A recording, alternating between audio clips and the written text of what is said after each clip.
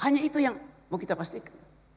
Jadi sekali lagi kalau kita mau bicara tentang reformasi, transformasi, apapun istilahnya, kita mesti lihat bahwa kondisi kelembagaan kita itu tidak menghasilkan pelembagaan, hanya ada perubahan di dalam lembaga. Tetapi kita mulai lihat bahwa ada inisiatif lokal untuk menghasilkan ide tentang demokrasi. Waktu demonstrasi Agustus kemarin saya ada di Pekanbaru di Riau. Nemenin Irjen Heri Heriawan, Kapolda Riau. Demonstrasi yang besar itu, saya datang ke situ.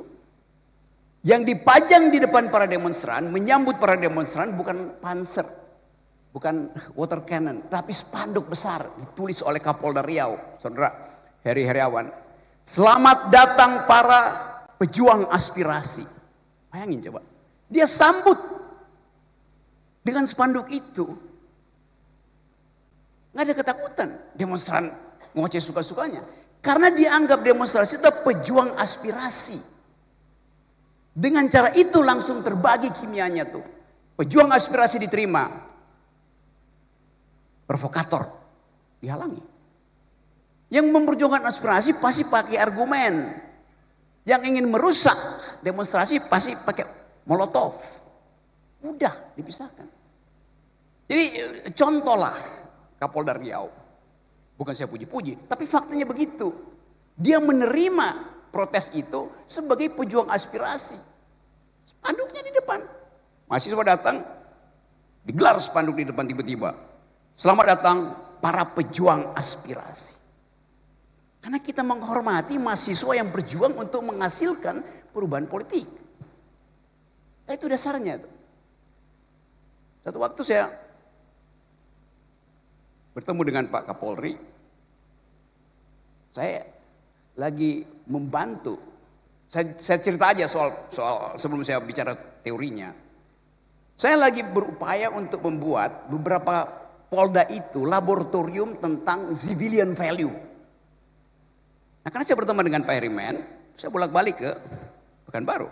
Tiba-tiba ada seorang tokoh masyarakat sipil WA saya. Rocky Gerung, Anda ternyata sudah dibeli oleh polisi itu. Bayangin coba. Kenapa? Terlihat Anda berfoto dengan Pak Sigit, Kapolri. Lagi nanam pohon. Dan Anda bicara pidato di samping Kapolri. Saya bilang enggak. Pak Sigit tidak di samping saya, dia di belakang saya. Kenapa enggak dibalik bahwa saya yang membeli Kapolri, bukan saya yang terbeli.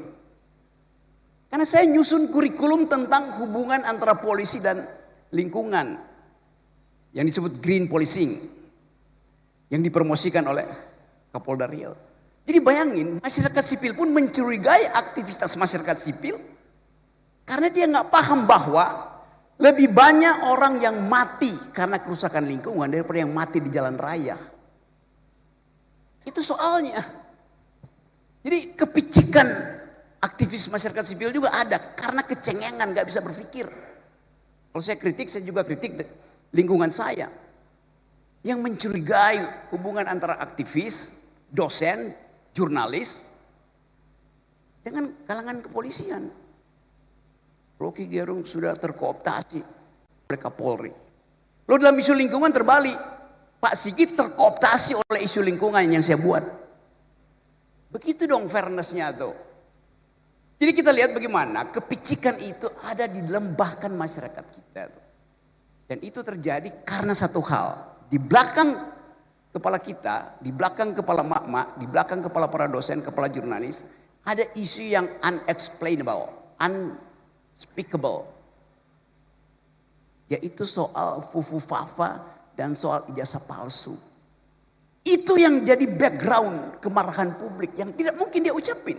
Karena menunggu kepastian isu ini sampai di mana tuh. Kita bikin riset, saya bikin riset, isu ini akan ada di semester ke depan masih ada di situ.